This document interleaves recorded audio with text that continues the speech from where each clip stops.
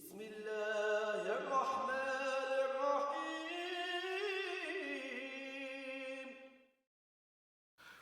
Bismillah ar-Rahman ar-Rahim. Alhamdulillahi Rabbil Alameen. Wa salatu wa salam ala khatam al-anbiya wa sayyid al-mursalin nabiyina Muhammadin wa ala alihi wa sahbihi ajma'in. Allahumma aftah alayna futuh al-arifin wa waffiqna tawfiq al-salihin. وانفعنا اللهم بالقرآن بذكر حكيم اللهم علمنا ما ينفعنا وانفعنا بما علمتنا وزدنا علما وعملا متقبلا برحمتك يا أرحم الراحمين اللهم زدنا ولا تنقصنا وأكرمنا ولا تهنا وأعطنا ولا تحرمنا وآثرنا ولا تؤثر علينا وارض عنا ولا حول ولا قوة إلا بالله العلي العظيم سبحانك لا علم لنا إلا ما علمتنا إنك أنت العليم الحكيم. Assalamu alaikum wa rahmatullahi wa barakatuh. I apologize for just being a little late. Sort of the part of our nature, right? Sometimes we're just late. It just happens. So today we're going to continue with this introduction to Islamic virtue ethics, the study of the Al-Murshid Ma'in of Abdul Wahid ibn Ashur, the section entitled Mabadi' Tasawwuf wa Hawadi' Ta'arruf. And as has been the custom, I try to just run through just a few things for review before we continue with the following verses, the subsequent verses. Now, of course, the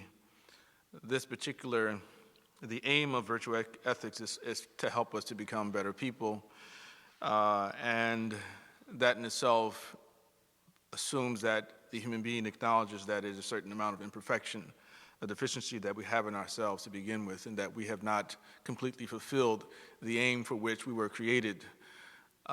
Be we Muslims or not Muslims, and Islam happens just to be that program that we accept to help us to improve ourselves. Naturally, when we study theology, we are improving our understanding of the Creator.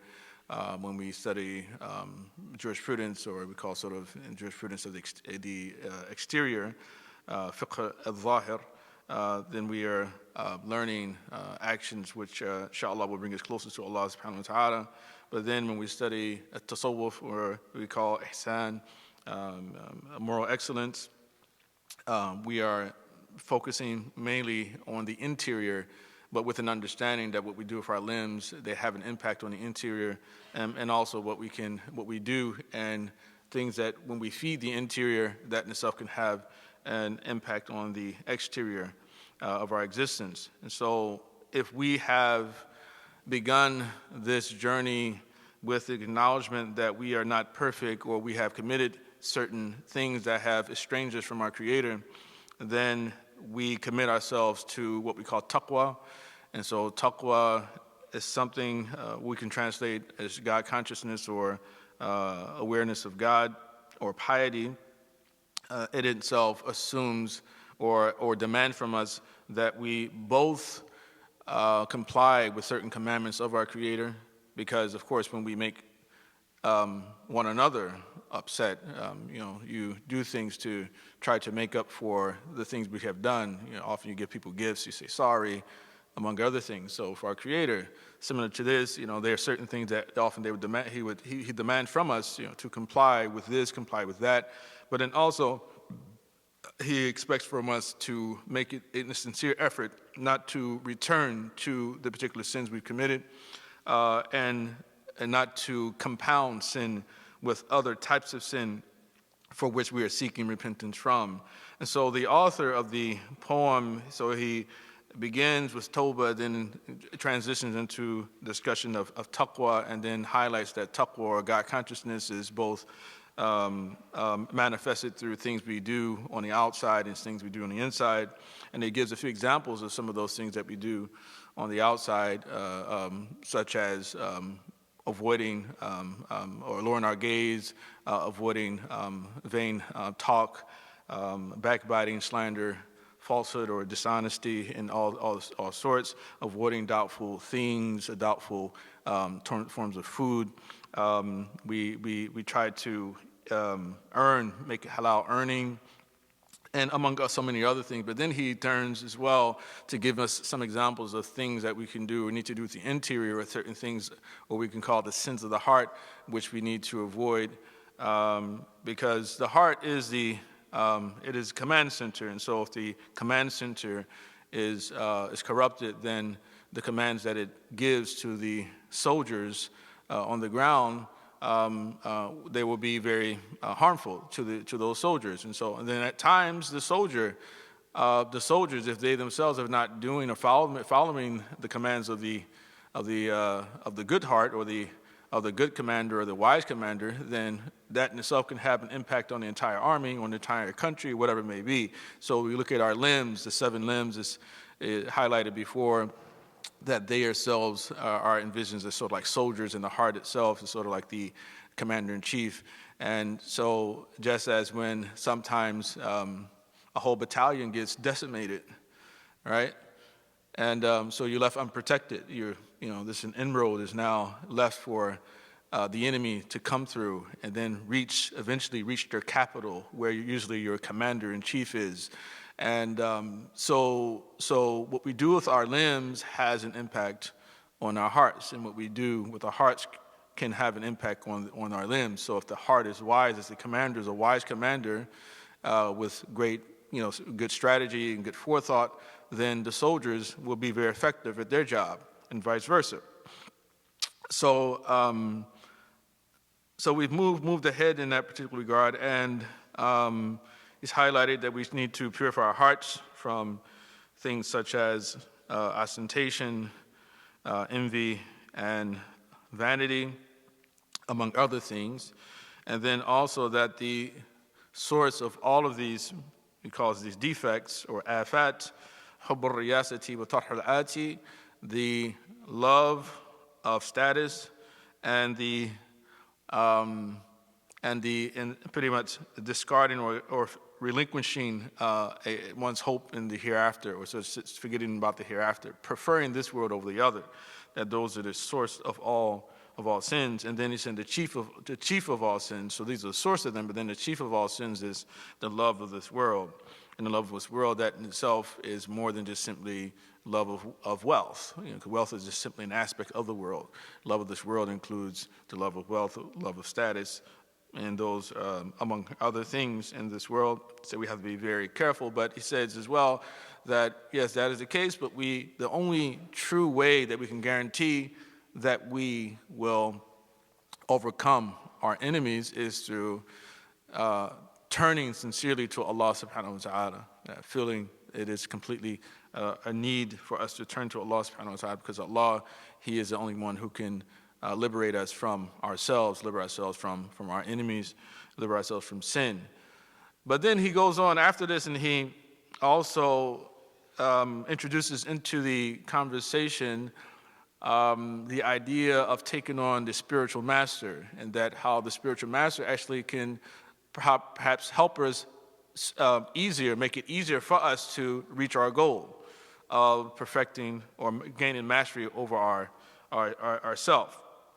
And so, يَصْحَبُ شَيْخًا عَارِفِ الْمَسَارِكِ يَقِيهِ فِي طَرِيقِهِ الْمَهَارِكِ. One should accompany a sheikh, acquainted with the spiritual paths. He will shield him on his way from the perilous roads. So the sheikh, or the spiritual guide, who actually, an individual who has pretty much gained mastery over his or herself, usually, of course, in Islamic history, uses a man in this particular regard, even though there were some women who at times may have been spiritual guides for some people, but largely men, but has mastery over him or herself, and because of that experience is able to give better direction to another individual. So think of, let's say, a person who was addicted to, heroin, for instance, and they overcame it 15, 20 years ago, right? And they struggled with it for years and they overcame it. And so that person is probably better suited for helping another person who's going through the same type of problem. So it's like, I've overcome it, and this is what I did to overcome it. So that person probably can give them better advice. So the idea is that, okay, if I've overcome, the impulse to backbite or to lie or to steal or whatever it may be, then my experience, should be enough to help you to be guided on your way as well. يُذَكِّرُهُ اللَّهُ إِذَا رَآهُ وَيُصِلَ عَبْدَ إِلَى مَوْلَاهُ. He'll remind him of Allah when he sees him, and he'll deliver the slave to his patron master. So again, we talked a little bit, we talked much about last week about the whole disagreement about over whether or not a person needs a sheikh, so we don't need to recap all of that. But, this is where we have come. And so the next two verses we're going to deal with, which are today, other verses where he says, يُحَاسِبَ النَّفْسَ عَلَى الْأَنْفَاسِ يَزِينُ خَاطِرَ بِالْقُسْطَاسِ وَيَزِينُ خَاطِرَ بِالْقُسْطَاسِ. One should reckon the soul for all breaths taken and weigh one's thoughts with fair balance. One should reckon the soul for all breaths taken and weigh one's thoughts with fair balance. So the idea we call Muhaseeba, self-inventory, is something which I alluded to before, and particular steps that an individual is expected to take in the process of taking daily self-inventory. But before talking about self-inventory, once again, I actually think that it actually would be good to just speak about the whole idea of the soul. Because it said one should reckon the soul, or we can say reckon the self. One should reckon oneself for all breaths taken. The word nafs, the word nafs itself has a very rich meaning in the Arabic language. Is a polyvalent word, and it has a lot of philosophical of depth or a richness to it as well. That the word nafs sometimes and translated as self, simply as yourself, or it can be person. A person is a nafs. Sometimes nafs translates as spirit. Sometimes it's soul. Sometimes it's ego. Sometimes it's desire. Sometimes it can even be translated as blood, because according to one ancient belief, the soul is equated with the blood that runs in one's vein. So it's that if a person, is some type of bloodletting occurs, the understanding was that your soul is leaving your body. Part of your soul has actually left your body. So if you look up the word nafs in some of the older Arabic dictionaries, you find one of the meanings, the synonyms is ad-dam, it's blood. Nafs is ad-dam. And then sometimes they'll say ruh, this is the soul. And there is somewhat of a distinction made between the soul and the spirit with a number of writers, and such that when the question is asked, does a human being have a soul? The response, according to one understanding, is that yes, of course, every single living thing, every animate thing has a soul, which would include, of course, animals and other creatures on the planet. Everything has a soul, and that is to say that particular life force, everything has a life force. Everything has been animated by something which is non-corporeal. We cannot put our hands on it, we can't touch it, but there's something, that shock of energy, whatever it was, where it came from, that made us animated and made us conscious and aware that that is something that every single person contains. So the animating soul. But then it's also, for some people, they would say that a person is fundamentally a soul. And this is an ancient belief, even amongst some of the Greeks. I can't remember exactly if it was Plato or Aristotle. I believe it was Plato. Actually, his view is that human beings are a soul, but you're trapped inside of a body. I'm relatively certain that was Plato. But at any rate, don't quote me on it. So you're a soul trapped inside of a body, whereas Aristotle's different on that issue. Says, no, you're both soul and body, or sort of psychosomatic, that what you truly are is both flesh and spirit or soul. Such that the what's done with the limbs of the body influences the soul, the spirit, and what the spirit or the soul does with the to the limbs, its work also influences the limbs.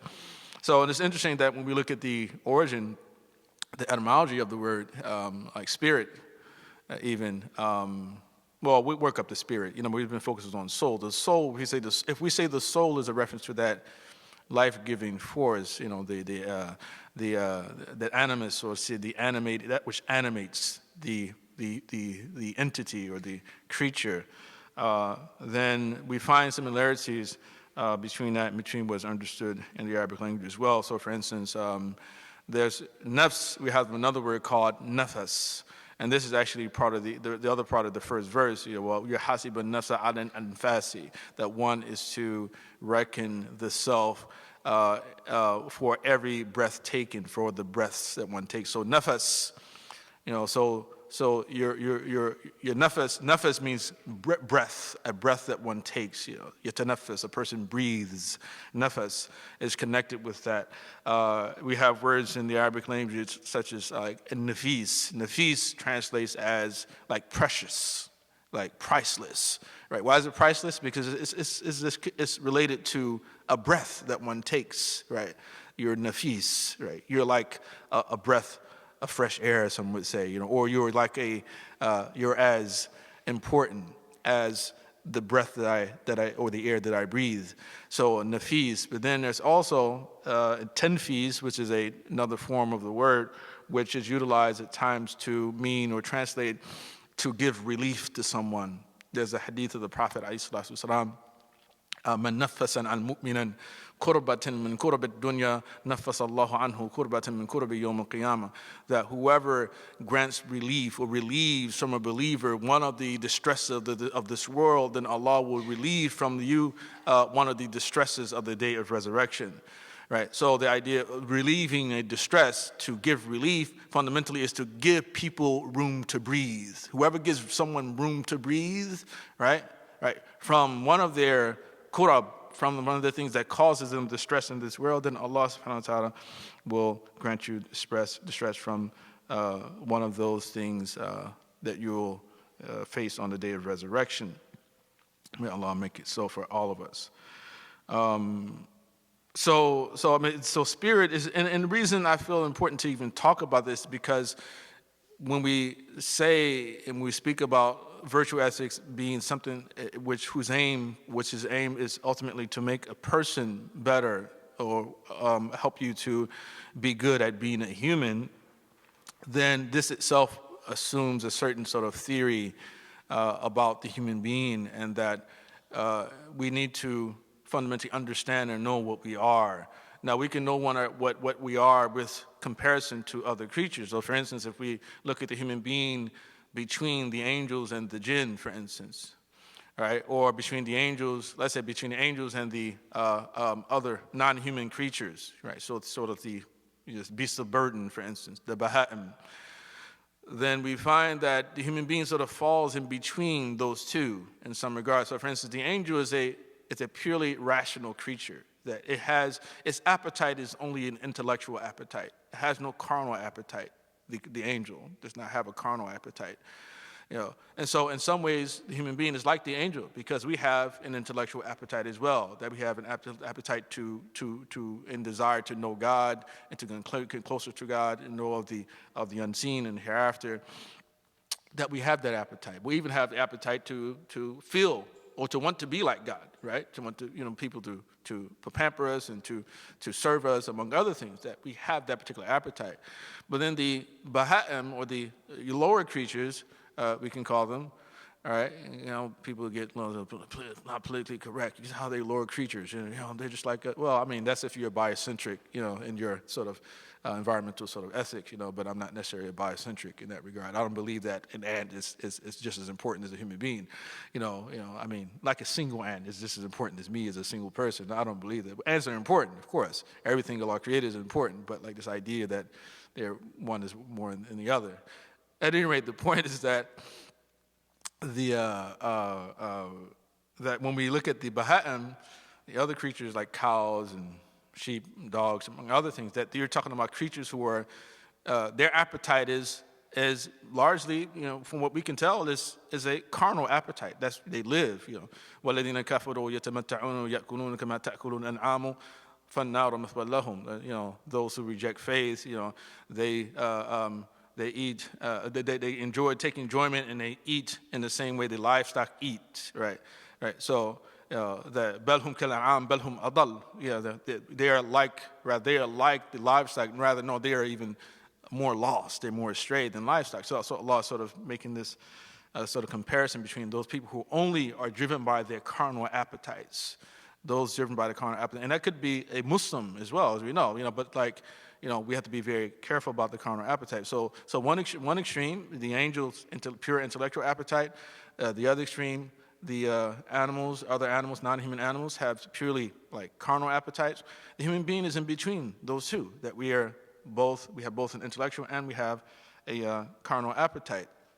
And we have to be careful about both forms of appetite, because we can go to extremes in either of them. So to understand that we are people who are animated by the spirit, or animated by the fact that we have a soul, and that part of us is fundamentally what we would say is the part of us that perceives ultimate reality. It is the part of us that really knows and is aware. So, for instance, people, they've argued historically about where the soul is in the body. Is it in the brain? Is it in the heart? Is it in the gut? Does it run throughout the entire body, like the blood does, right? Those are really questions you really don't really necessarily have to have any answers to. We really don't have to have an answer to. Allah, all throughout the Quran, He gives us an example, mentions things in a very vague fashion, and mentions them that way so that, well, at least from our understanding, what I believe is that He mentions them that way to ensure that we don't focus on, or we forget about what the ultimate lesson is from them, right? So He then tells us about this. So when the Jews sent this question to the Prophet, the Jews of Medina, about the soul, ask him about the soul. He sent this through the mushrikeen, ask him this question, So if he gives the right answer, then he's a real prophet. If he doesn't give the right answer, then he's not a real prophet. Then Allah revealed the verse, يَسْأَلُونَكَ عَنِ الرُّوحِ. They ask you about the soul. قُلِ الرُّوحُ مِنْ أَمْرِ رَبِّي. Say, the soul is from the affair of my Lord. وَمَا أُوتِيتُ مِنَ الْعِلْمِ إِلَّا قَلِيلًا. And you have only been given a small amount of information about it. You haven't, that's all you have, So it really wasn't an answer. He didn't say, where is it? Or that's really, what's important is to understand how the soul works. That's the more important part of it. Because people say, there's two souls. There's the wakeful soul, and there's the soul that you have when you're asleep. And whatever. There's a lot of debate about those issues. But just to highlight this, that this thing we call the nafs is what we have to reckon, because the nafs can be our worst enemy. So we have to take self-inventory. We have to take inventory of what we do, or what happens or originates from the nafs. So Imam Ghazali, when he talks about self-inventory, of course, he said it happens at the end of one's day. That what we begin with is we call musharata. A musharata, you wake up and you place conditions on your soul. You start to you rebuke your soul. You sort of advise it. You wake up and you say to your eyes that the only thing that, well, first and foremost, you say to yourself before you even move to your eyes or anything else, is that you begin and you say that I, of course, am a creation of God, and the only thing that I truly have in this world, and the only true commodities that I have in this world, are deeds, good deeds. That's all I have when you wake up.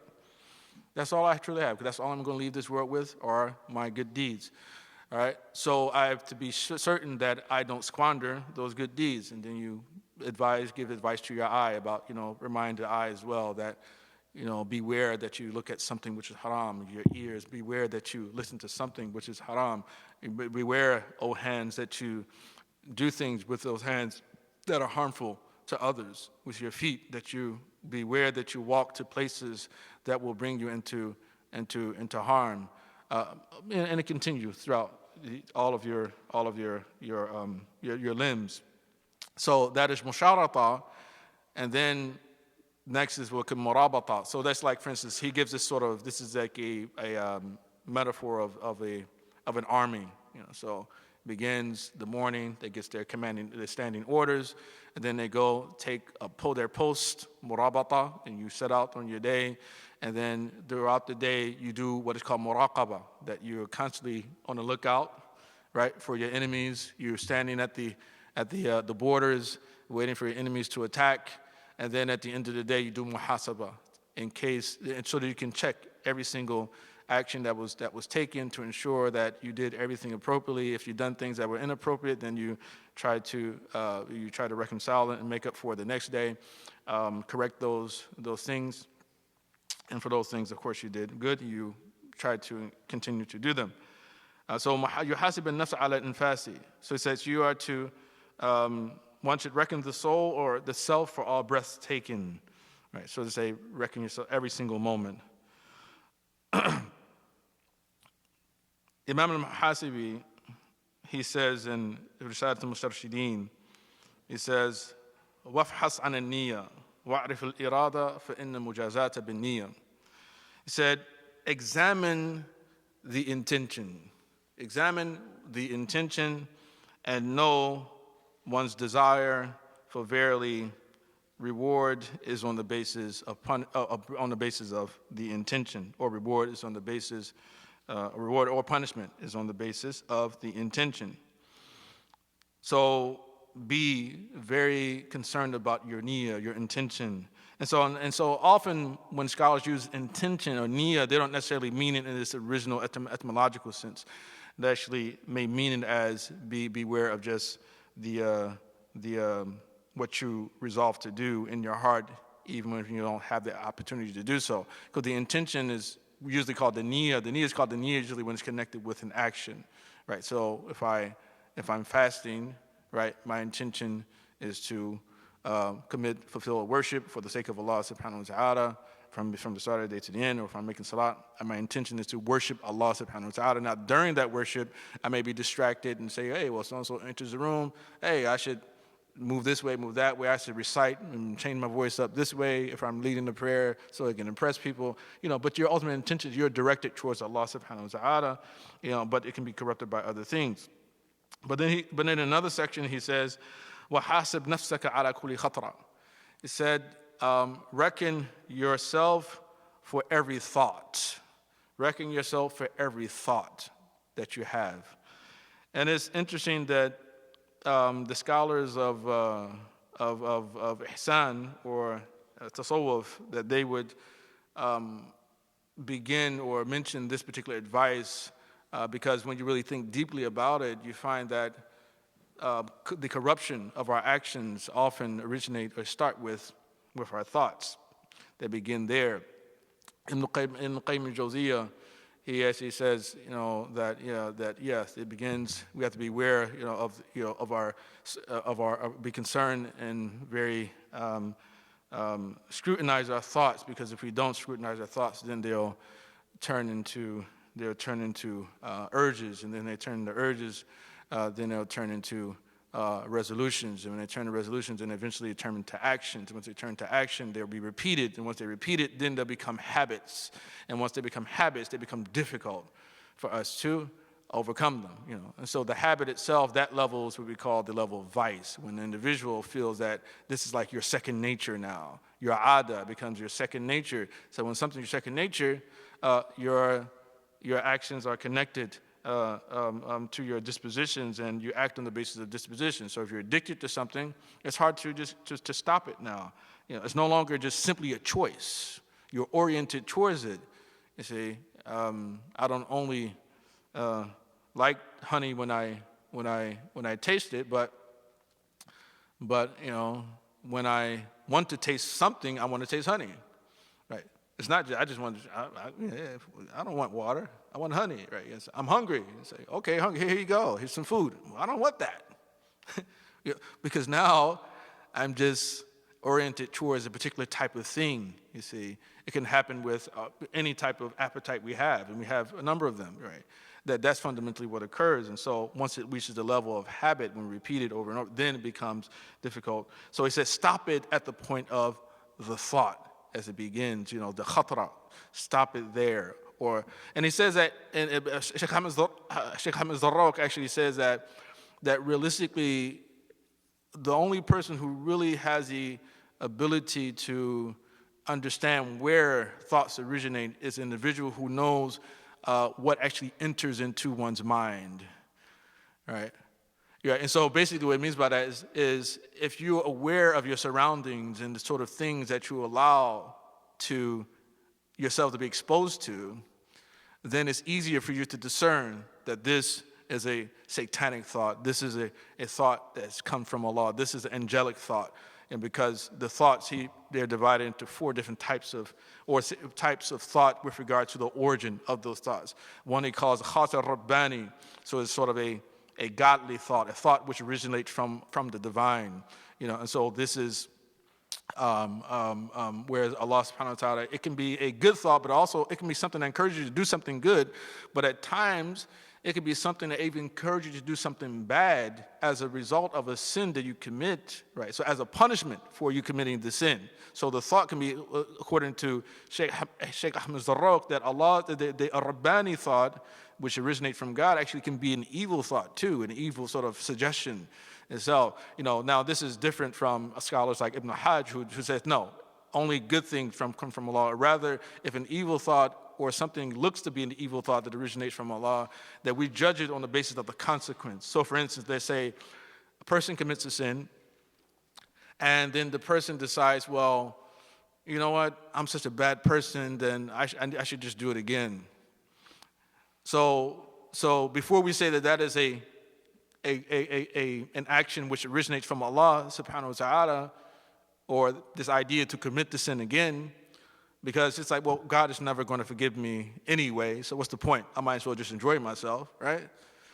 So as an uquba for the commission of the sin, before we say it is from Allah, we look at the consequence. If the idea, it actually leads an individual to become more committed to tawbah, and then it makes them feel remorse and regret, then Ibn Hajj says, yeah, that is khatar rabbani. It is from Allah subhanahu wa ta'ala. So even though it's an evil suggestion, evil thought, when we first look at it, but when we look at the consequence of it and what it led to, that is we can legitimately call it khatar rabbani, right? Whereas Sheikh Ahmed Zarraq, he calls it that without thinking of what the consequence would be.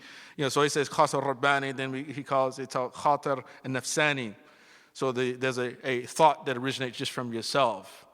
Right, then khatar malaki, so there's an angelic, then khatar shaitani. I won't go into the details about them, but just understand, they say there are 4 things from where a thought originate. So if a person understands, or remembers or recalls all the sort of settings wherein he or she has found him or herself in, then it's easier for you to discern what type of thought is this. Where is this originated? Is shaitan? Oh, that's a satanic thought. That is an angelic thought. That you can make that discernment. So, for instance, if you're constantly watching certain types of programming, right, you can get all types of crazy thoughts. You can get some good types of thoughts as well, right? You can get some good programming, as well, and or who you deal with, who you mix with. Those type of things can make a difference in one's life. And so the thoughts are extremely important.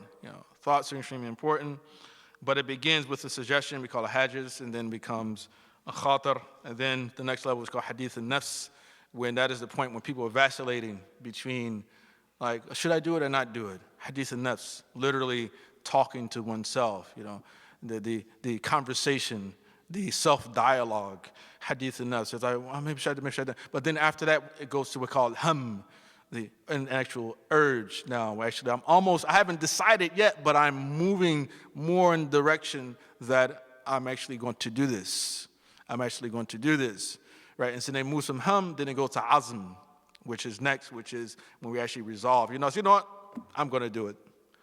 And now at that point, it's extremely dangerous because, you're rewarded. So this is what Muhaseeba was talking about when he said that وَعْرِفِ الْإِرَادَةَ فَإِنَّ مُجَازَةَ بِالنِّيَّةِ. He said, so examine the intention and know the one's desire, for verily recompense is on the basis of the intention. So when he's talking about on the level of azm, it's like when you actually decide that you're going to do something. So Allah will punish you for deciding or resolving to do a thing even if you don't do it.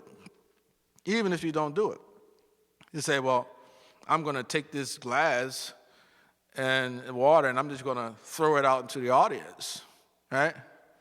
If I'm going to do it. But I get up and, I try to do it. Someday I fall down and I just can't do it. I've committed a sin and I'm going to be resurrected as someone who actually tossed a glass of cold water on the audience. Right, and this is different from the level of ham, which is prior to azm. The level of ham is when you get the urge to do something, and that's like the hadith: "Man hamma bi hasanatin falam ya'malha, katabaha Allahu 'indahu hasanatan kamila." That whoever gets the urge to do a good deed and doesn't do it, He records it with Himself as a complete good deed, So you actually wanted to do something, but you didn't do it. So I got there. I think I'm going to do it, right? I think I'm going to do it, but then you don't. Allah subhanahu wa ta'ala gives you a reward, even if you didn't do it. That urge, but on the level of I'm going to do it, He rewards you as well. Azm, I'm going to do it. So I'm going to go and I'm going to give away my television to my neighbor. Right? When I get home and then on the way home, God forbid, you die, I die, whatever. You're rewarded as an individual who gave away your television to your neighbor, Yawm al-Qiyamah. You resolved to do it. But the same thing applies in the opposite direction too. If I decide that I'm going to hurt someone, right? I'm going to take my belt off and I'm going to smack Yusuf in the face with it. God forbid, of course, right? Right? So I'm going to do it, right? But then for some reason I'm prevented. Either the brothers jump me and they don't let me do it, or I don't know, or I die or something. I don't know, I faint. I don't know, something happens. I come to, if Yawm al-Qiyamah, if I haven't made tawbah from that, and if Allah has forgiven me for it, I'll be resurrected as someone who smacked the person in the face with my belt, right? So we see that. That there's a hadith that talk about how there'll be certain people who will be brought Yawm al-Qiyamah, and Allah will ask them, what have you done to deserve Jannah or deserve reward? And so they say, I did jihad in your way, I taught for your sake, or I gave charity, I gave for your sake, Allah. And then it will be said that, no, you didn't do that, you did it so you could be said you were courageous, or you did it so that people can say that you know have a whole lot of knowledge, or you did it, right, so that people can say you're generous, right? And then a person will be dragged off to hell and cast into the hellfire. On the other hand, we find too that people will make an intention to do some good things as well. Again, you want to give away a whole bunch of money to somebody or anything, that the people will be rewarded on that basis. So basically, if we purify our thoughts, then our actions will be purified. So in part of purifying our thoughts are ensuring that the right type of material or the right environment, we're in the right type of environment on a regular basis. This is why sometimes people just say, I'm just leaving off, it's going away, I'm leaving modernity, I'm going to the mountaintops, I'm going, whatever. People, some people actually do that. Not most of us, right? And then lastly, before I open things up, just wanted to say that it's important for Muslims to understand that our position with regard to the human appetite, with regard to our urges and things like that, is a relationship of distrust. That we don't begin with this idea that we can trust our appetites. That it's the actual opposite, and that is contrary to what is the norm nowadays. Whereas we actually we're told that we should obey our appetites. We should obey your thirst. Right? Just do it. Right? No, rather our position is different. But also, I think it's important to remember that just because you have an impure thought, or just because you have an unrighteous or vicious sort of impulse or urge, doesn't necessarily define who you are.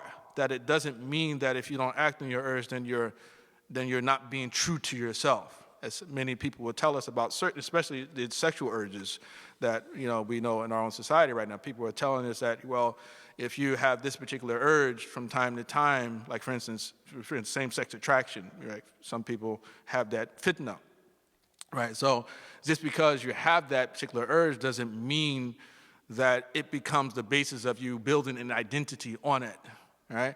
Or that it is you not being true to yourself if you resist it, right? Because you resist the urge, it means you're not being true to yourself. Rather, no, that the reality of piety is rooted in the idea that we resist our urges, that we don't have trust in our appetites, that because they can be very destructive. They're extremely destructive. So, and that is a counter narrative. We have to be very clear about that just because a person has that. I mean, and for the same reason, we find historically that in the Islamic tradition, the scholars actually gave fatwa that it was haram for men to actually be in the same room with attractive young boys. And there's some men in the room with attractive young boys. Typically, it's not something we talk about like in the West. But a lot of the books you read in fiqh, when the issue comes up, even though there's no hadith that says that, but there's a hadith that says when a man and a woman are alone, the shaitan is the third.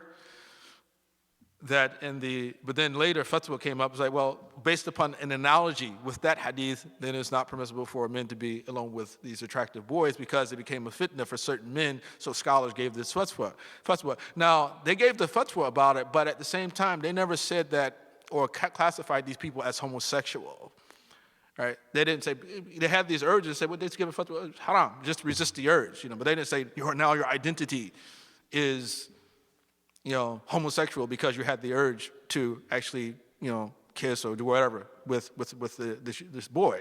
So we have to understand there's a different way that Muslims historically have looked at these type of issues. And so our particular hermeneutic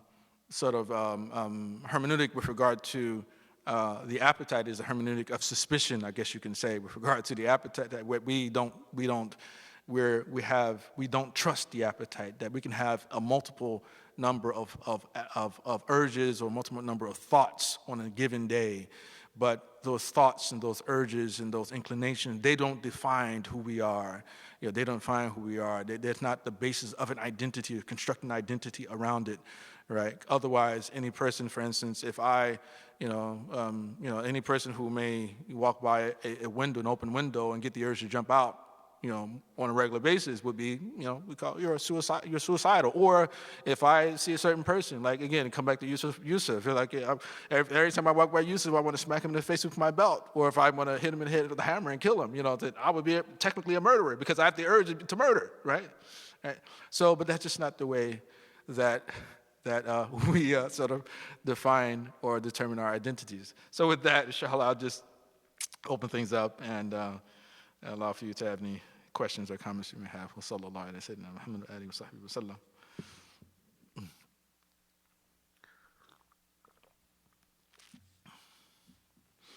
You guys look like you're a little fatigued today. I detect some fatigue with at least a few of you. No questions? Yes, sir. Huh? All right. Well, this is straight from Ghazali, the analogy of the soldiers, that the heart is the emir. The heart is the qalb, huwa al-emir, and wal jawarih sab'a al-junud, right? So the heart is the commander, and the 7 limbs of the body they are soldiers. They're like soldiers. So the commander gives an order, the soldiers to take posts at certain areas, to attack certain targets, right? And so, and if they obey, then, and if that emir is a wise emir, then, inshallah, there'll be success. But if the emir is corrupted as well, then those commands may lead to corruption too. And so it's like, is there a feedback loop? So it's like the soldiers themselves, if they don't obey, then there are going to be certain failures. And those failures will lead to the enemy eventually even corrupting the emir. So that when the emir gives those future commands, then it becomes difficult to actually achieve success over them. And that's why it's say like every time a person commits a sin, and actually there's a hadith in this regard, there's a kanas lahu nuktatun soda, then there's a black dot on a person's heart every time you commit a sin, and then when you continue, you add and then another black dot, until eventually the heart becomes completely black. So he gives this particular analogy of the emir and the soldier, but he also gives an analogy of the body. He talks about how the limbs are like traps, or like a shabakat, like the body itself is a net, a shabaka, with which we catch our prey, and we catch things that we go out to hunt, right? And so as long as we have the net, then we should use it for what it's supposed to be used for. And if we're not using it for what it's supposed to be used for, then there's no need for it anymore. And that is a semblance or sort of a sign of death. So when death comes in, okay, well, it means that your net is gone as well. Yes.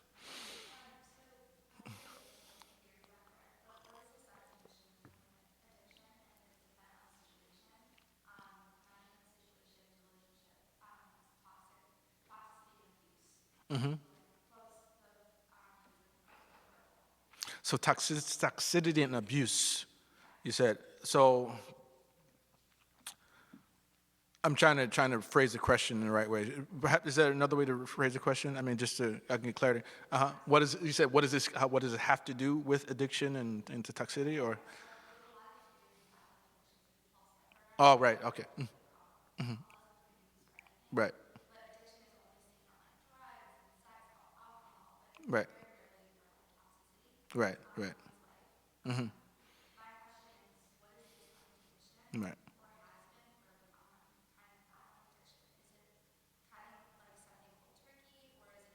Right. Mm-hmm. Right. Okay, yeah, I understand. Yeah, so just to try to give some clarity to people who are maybe online, that basically the question relates to, the question fundamentally is, what is Islamic tradition with regard to the actual way that one should go off to sort of cut off their addictions, regardless of what it may be based upon like toxicity or chemical sort of dependence or just some other type of psychological, I guess you would say, connection that leads an individual to find difficulty in cutting things off. Actually, in the tradition, you'll find that for certain things, cold turkey is suggested. But Imam Ghazali actually says for most issues that a gradual approach is probably the easiest way for people to sort of cut things off or to abandon things. Like, for instance, I mean, the concept of Tawbah is, the way it works is that if an individual, after resolving in his or her heart that they would not return to something, and then they do return to it out of weakness, that in itself does not negate the first instance of Tawbah. It doesn't mean that their first Tawbah wasn't sincere. Rather, the idea is that, well, no, it will happen. Allah subhanahu wa ta'ala created us knowing that we will commit sin, and there's a hadith that talks about that if you did not commit sin, then Allah would destroy you and create another people who did commit sin so that He could forgive them. So the first instance of Tawbah is sincere, is accepted. And the second and the third. So every time you fall back into the sin, you get up and you try again, you make another Tawbah. Now, you person may feel hypocritical, but certain things are just harder to stop than others. This is also why we had the division between major and minor sin, right? Because one of the things that distinguishes between major and minor sin is that minor sin often is looked upon as that those things that are more difficult to stop. So things that, they're very almost extremely difficult to avoid to begin with. Like, for instance, looking, a thing like the other opposite sex or things like that, or lusting after other people who are not, you're not married to. just the things, sins of the eye, among other things like that. Or scholars may consider like a kiss, like an example of a minor sin, whereas actual illicit intercourse would be like an example of major sin. So because that is more easier to avoid than the other, just by way of example. So this one of the basic ways of distinguishing between minor and major sin.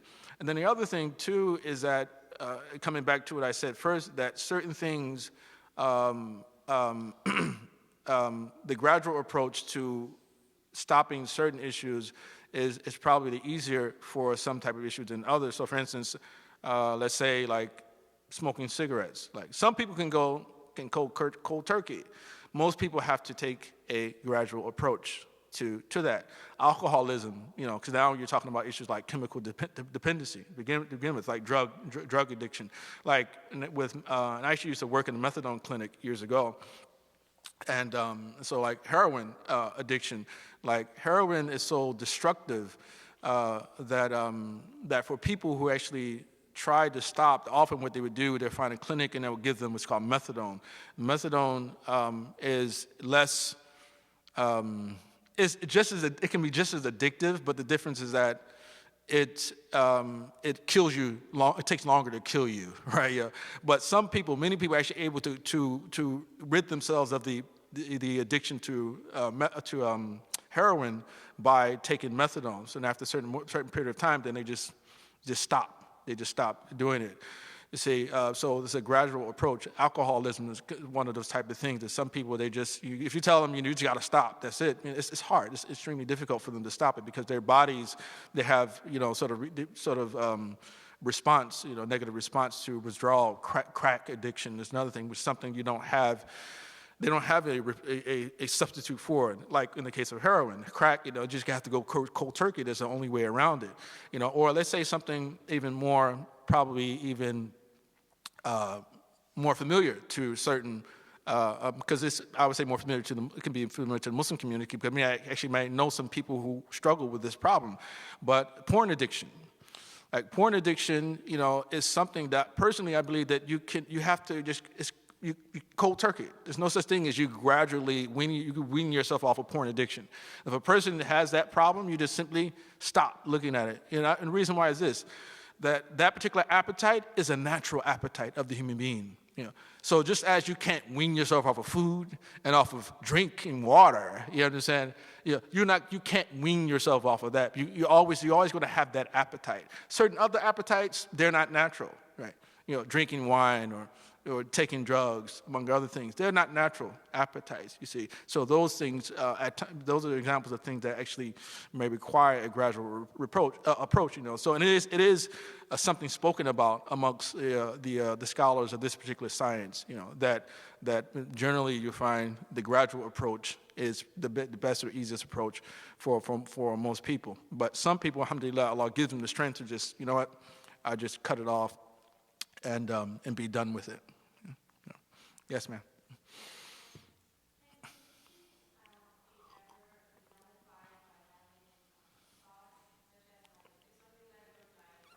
I'm sorry, I missed the first word. You said, can what be? Good deeds. Okay, I'm sorry. Okay. Can good deeds?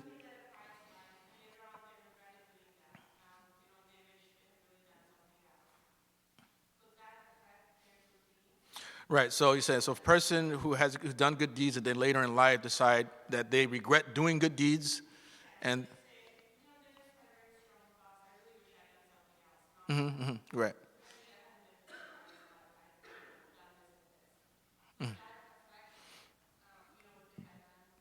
Right, so can good deeds or the thought that, or the, I guess say remorse about doing good deeds as opposed to remorse about doing bad deeds, can that negate the good deeds? Yeah, there's a potential. There definitely is a potential that it could. There is, especially if it turns into, let's say, an individual actually leaving the path of goodness and then taking on the opposite path. And then also there's the fact that this individual fundamentally has developed a hatred for what God loves.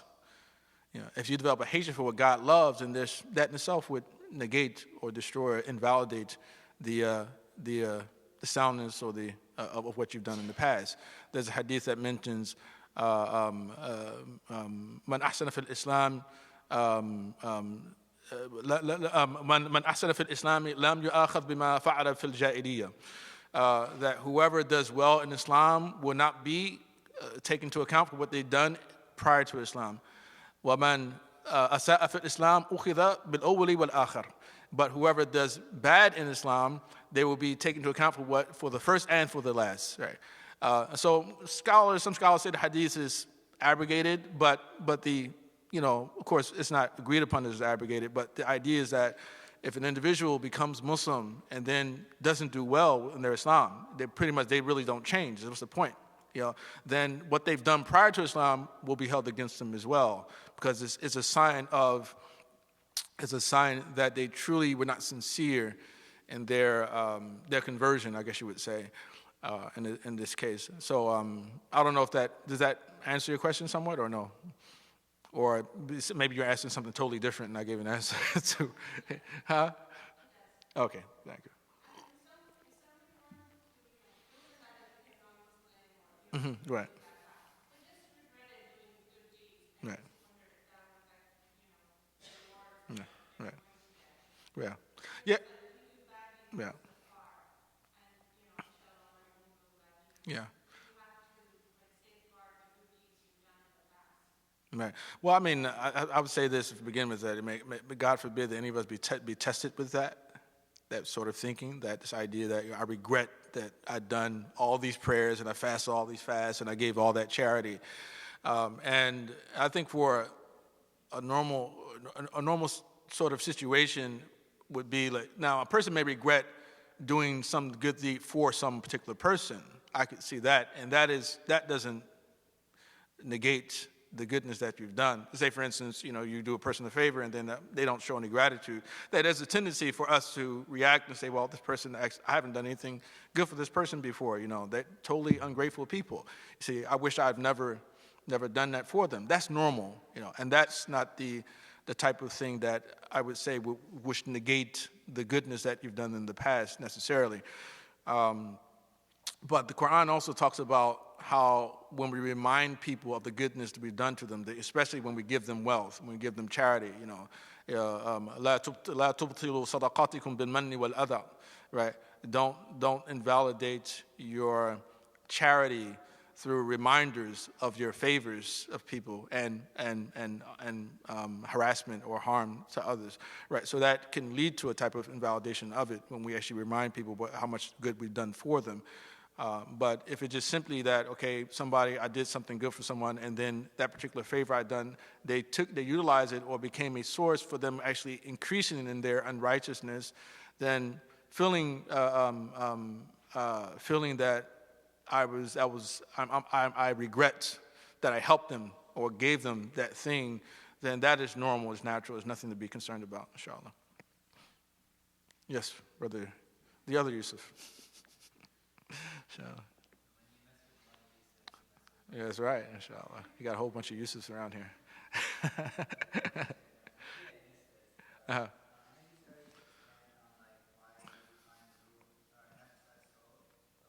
Mm. Oh, I'm sorry. I didn't talk about spirit. I just went into soul. That there are some who say that the difference between spirit and soul is that, when this is in the Christian theology, that some say that everyone is a soul, but not everyone, and a spirit is something you have, right? And only believers have a spirit. So a non-believer would not have a spirit, because the spirit is what you need in order for the spirit of truth to convey guidance to you and to give you inspiration at some level. That's their sort of thinking on the issue. And there's a whole lot of talk about the difference between the words themselves, but etymologically they are similar to the words nafs and ruh in the Arabic language, which etymologically the origin means like a breath that one takes, because ruh, rih, wind is connected with ruh, for a soul, and then nafs and breath they have this connection, all the words, So that's why, like, nafs being the most polyvalent of the words, it can be utilized for so many different things. Sometimes the words about heart, consciousness, soul, and the self, all of them are utilized for the same meaning. Qalb, ruh, nafs, and aql. So, sometimes they're used for the same thing. And fundamentally, that is to say that aspect of the human being which actually is aware and perceives of things. So outside of our physical body. So, for instance, I can imagine that you can show me my brain, right? I actually see my brain and everything. But the thing, what is it really? Or I can imagine my brain outside of my body and everything, and me looking at it as well. What is it that's really looking at? That part of us that's actually looking and perceiving, that is what we truly are, you see. And so that's what often they would say is the soul.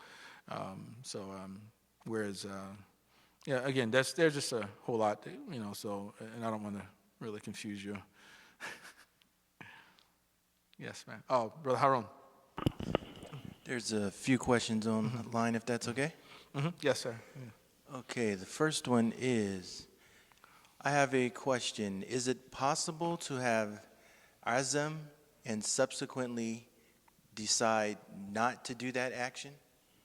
Yeah, indeed. Because you can have an azam and subsequently decide not to do it, but the azam still counts for or against you, right? And so once you've resolved to do it, what often prevents you, it could be the reason why it's not fulfilled or realized is often because it is something that prevented you from doing so.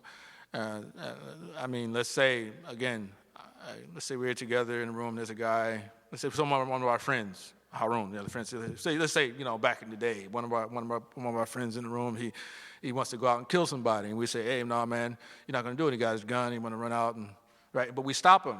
Right, he decided he's going to kill somebody. But we stopped him, but then maybe after thinking about it a little while, he decided, well, I'm not going to kill that person. Right, so that would be an example of where azam has been changed, but the initial conclusion or resolve to actually commit the thing, according to this theory, actually still counts against that person unless the person makes tawbah and afterwards and ask Allah to forgive them for that. And in hopes that when Yawm al-Qiyamah they meet Allah, that it won't be held against them. Right, so anything else is what we call just you just say an urge. So I get the urge to do something and I stop doing it. I don't do it. I didn't resolve to do it. I was almost there. It's like I'm almost want to do it, but I didn't do it. But when I actually decided to do it, the reason why I don't do it usually is because I was prevented from doing it by something or someone. Yes, sir. Something else? Yes, there's like three more. Mm-hmm. So the second one is, what is the difference between divine and angelic thoughts in terms of content? How can we identify them when we get them, and is there a way of getting more of them? Thank you. Right.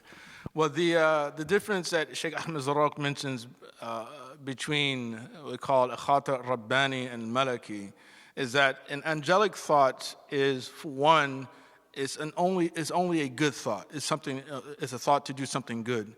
The angelic thoughts are never evil. There's nothing. They don't encourage you to do anything wrong. But another aspect of the angelic thought is that it's that it is an idea that is brought to an individual to do something good, and if the individual decides to ignore it, that it appears again in the future, and it's usually connected with some type of action that one is expected to do, because it's said because the angels they don't have access to the heart, the human heart. They can only encourage you to do things of the limbs, So go give to charity, do this, do that, but they're not telling you to do something evil. So, for instance, a person's at a fundraiser, and someone say, "Who's going to give that? Who can give $50,000?" And you're one of those people, and you're like, "Well, yeah, I should give it. I should do it." Right? But then next year they say, "Well, no, okay, no, I'm not really up to it.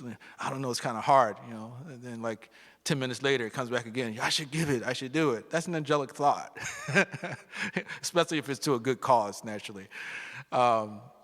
but that's an angelic thought. But then there's also, so those are one way to distinguish angelic thought. But also the thing that strengthens angelic thought is an increase in the dhikr of Allah subhanahu wa ta'ala. The more that one does dhikr of Allah, the more that the angelic, or the stronger the angelic thought becomes. The more one thinks of Allah and does dhikr of Allah. And this is different from, this differentiates it from the satanic thought, which is when you do dhikr of Allah, the satanic thought goes away, right? So the angelic thought, it stays or it gets stronger. The Rabbani, or the godly or divine thought idea is distinguished from the angelic thought by the fact that, according to Sheikh Ahmed Zarraq, is that Allah subhanahu wa ta'ala, a godly thought actually can be an encouragement to do evil, but only that encouragement usually is a result of a commission of a sin. And so, and as a punishment for committing that sin, Allah will, sort of enter into the person's mind certain evil thoughts. Again, like for instance, you commit the sin, you perhaps may think, well, I might as well, what's the point of praying, doing any prayers? I can't do all 5 of them. You pray twice a day, right? And you decide, well, I'm going to intentionally miss Asr and Maghrib. I'll just pray late when I want to. But then you start to say to yourself, well, what's the point anyway? I'm not doing all 5. I'm only doing 2 or 3, right? So that in itself would be one way of distinguishing from a Rabbani, Khata Rabbani, and the Maliki. But then also what as I mentioned, Ibn Hajj, his position was different in that rather only if the person's actions become better will it be considered a godly thought. So if that particular thinking or sort of sense of ideas leads to remorse, and then the person's actions are rectified, then we call it Khata Rabbani. Anything else would be satanic. Allah knows best. And as when we get with sister's questions here, so you had a question earlier, so and then I'll come back to you, inshallah. Yes. Mm-hmm.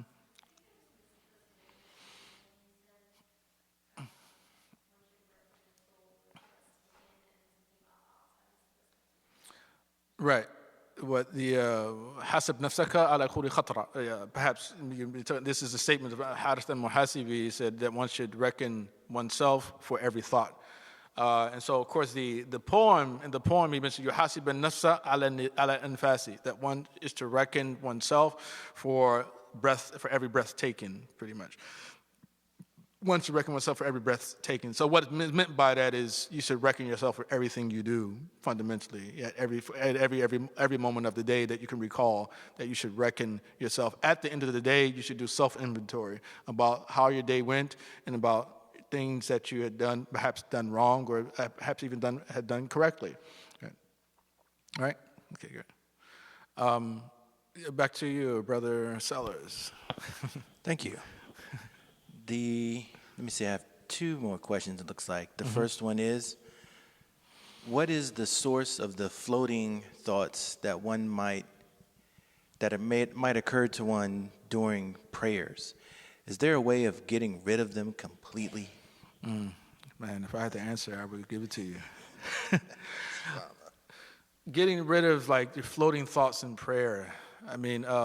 One recommendation that at times it works for me is that one actually alter the sort of surah that one is reciting, or even learn a new chapter, new set of verses from the Quran, and recite those in the prayer itself. And because often what happens is that you're struggling to remember what you're supposed to say, and so you're focused more on the recitation of the verse or the verses of the Quran than you are on what are you supposed to do, what you're going to eat after you finish. You see, so that's one way, one suggestion about trying to rid yourselves of the different thoughts is to learn a new chapter or recite chapters that you typically don't recite in the prayer.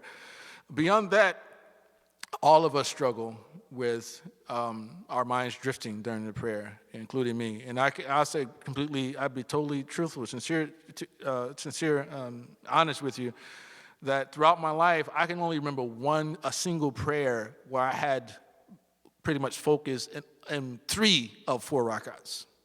3 or 4 rakats, and that was years ago, perhaps a couple of decades ago, But since then, my mind is pretty much just everywhere, at times, even though, I know what I'm saying, that it can happen. So this is something, it's a fitna that we ask Allah that He sort of rid us of, just not being able to focus on our prayers, but we continue to try. We try, and what I believe is that the reason we have so many prayers, or we have to pray every single day, is because the ultimate goal is for us to have that one single prayer that has that complete focus in it. So through constant practice, and constant attempts to actually get that focus, that eventually it will come. See, because that one is all we need. Like one la ilaha illallah Muhammadur Rasulullah, sincere from his heart, that's all you need, realistically, is that one. We want that one, where it's said with totally complete sincerity, right? Same thing with our prayers. That's what I believe about the prayers, that, we repeat it over and over and over in hopes that eventually we will reach the point where there's a bit more focus. And then, of course, our environment, it also contributes to that, what we watch, what we listen to, what the level of concern or anxieties we have, and the worldly anxieties we have. All those things, they will influence how much we're distracted in our prayers. So we ask Allah to rid us of anxiety and all types of worries.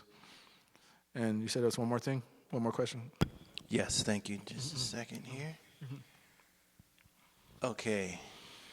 How can we tell the difference, or what is the difference, between a natural or excessive desire for the opposite sex? He asked it twice with the two variant wordings. How can we tell the difference, and what is the difference between a natural versus excessive desire for the opposite gender?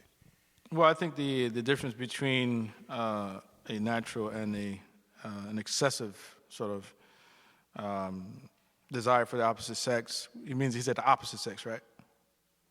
Okay. Well, I mean, we have our parameters that are set by Allah subhanahu wa ta'ala with regard to how we are to rid ourselves of desire, of gratify our sexual passions. And so we've been given those recommendations. And the degree of a person's appetite, it differs from one person, as we know. Libido is different from one person than another.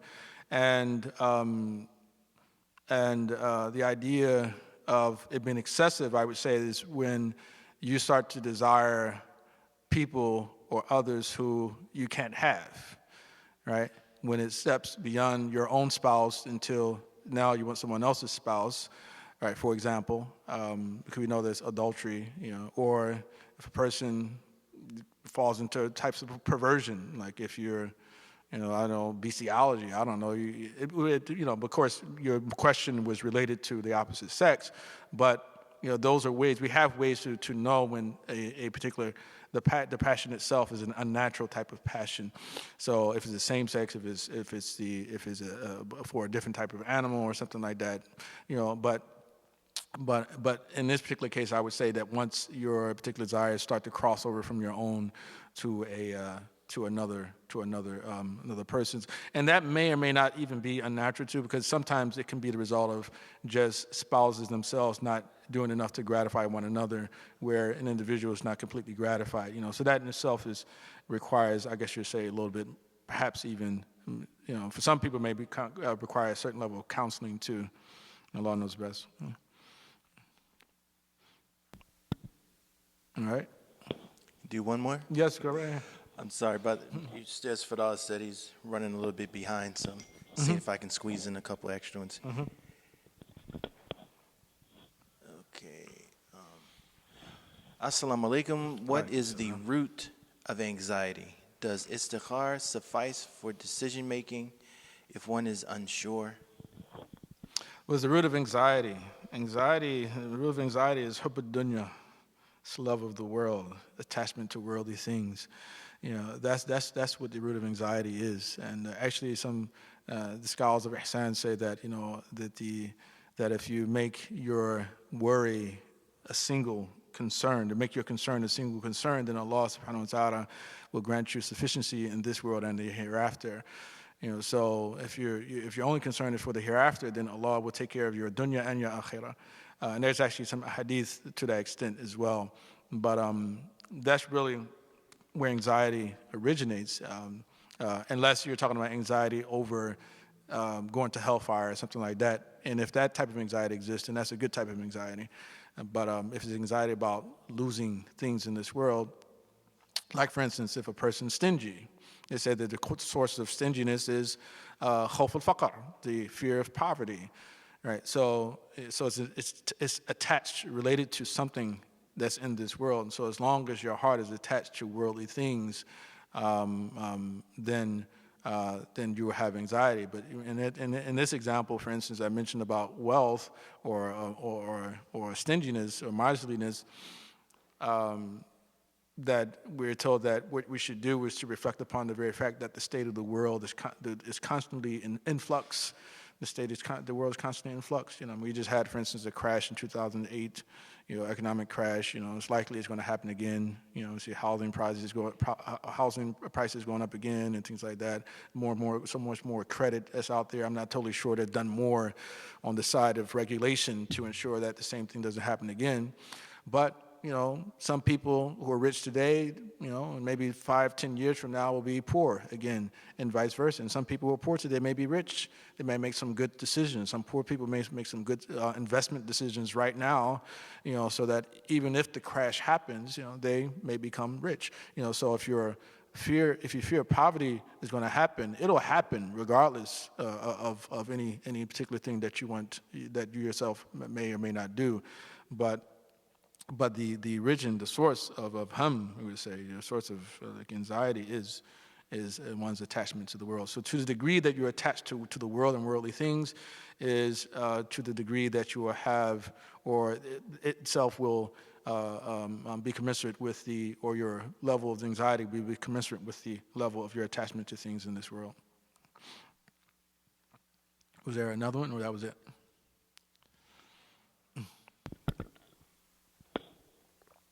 I think it was, does Istikhara suffice for decision making if one is unsure? Well, Istikhara, we're told that la khaba man istakhar wa la nadima man istashar, that there are two things that we actually do if we're individuals unsure about something. One is that we should do istikhara, but also we should seek people's counsel, the counsel of people, concerned, wise people, to help us along their ways too. So it's not simply istikhara. Istikhara is definitely important, but we also should do istishara, as the hadith of the Prophet tells us to do. Yeah. Somebody had a question right here? Or no? Yes. Mm-hmm. Yes. Yeah, go ahead.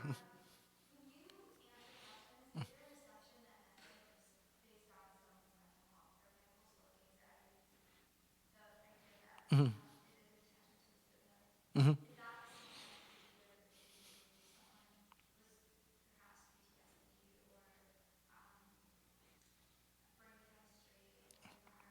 Yeah.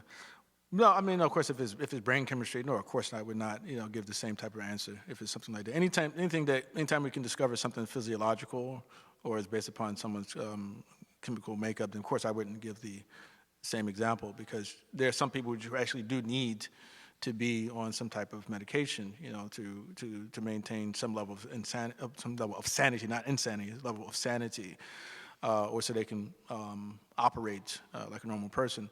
But largely, I still would say that for most cases, even for some people who actually may be taking certain types of medication for depression, among other things, that I would still give a similar answer. I just think that for many people, they just haven't learned how to best deal with life.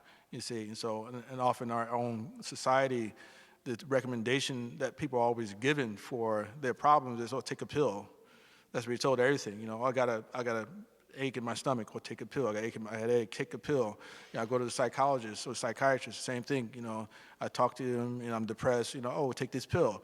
But I just don't think that that's the way that that we should necessarily be pointing people to do it. And actually, it's a sign of failure.